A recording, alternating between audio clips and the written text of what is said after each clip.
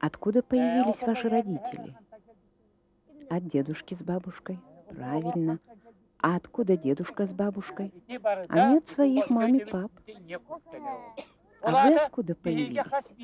Вот видите, сколько каждый из нас в себе несет, сколько людей стоит за нами. И все они смотрят на нас, как мы живем, что делаем, наши бабушки, прабабушки. А вот вы состаритесь, перед вами будут ваши дети и внуки, правнуки.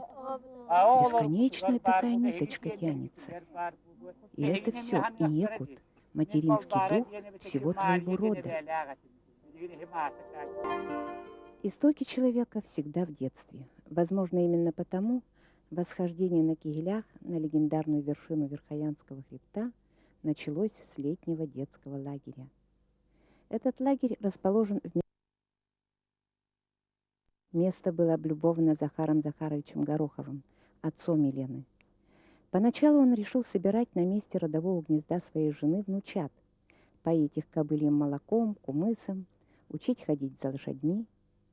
Сюда, к деду, из Москвы, каждое лето стремятся и дочери Елены, старшая Кристина и младшая Оленька. Второе лето живут здесь ребятишки, которых врачи признали легочно ослабленными. Старик рад безмерно, что наконец может попоить их чудным кобыльем молоком, кумысом. А главное тем, что улусный отдел образования выделил деньги на зарплату учителям, своих же табличках он оплачивает сам, и они на жизнь не жалуются. Скорее наоборот, таким как Кыскат, так зовут здесь Леонида Петровича, возможность быть с детьми, работать для них – самая большая радость лета. Кыскат вспоминает, что решение открыть лагерь для детей пришло внезапно. Стали сцеживать остатки молока после жеребят. Удои показались довольно внушительными. А почему бы не собрать ребятишек, не попоить их кумысом? Вон их сколько в городе и в деревнях, квелых, нерадостных сидит по домам. А эти ребятишки не только пьют кумыс, купаются от зари до зари. Главное в том, что они постигают науку самостоятельных решений, науку решительных действий. Все это дается человеку без труда, если в истоке его природа. Живая натуральная пища и чистые помыслы, считает сам Горохов.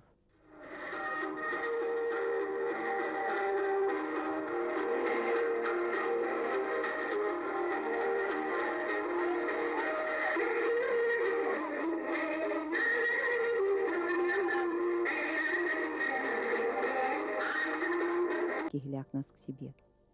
Здешние жители считают, что из пустого любопытства туда лучше не соваться. Гора покрывается плотным облаком, и еще недавно ясные вершины становятся в мгновение ока невидимыми.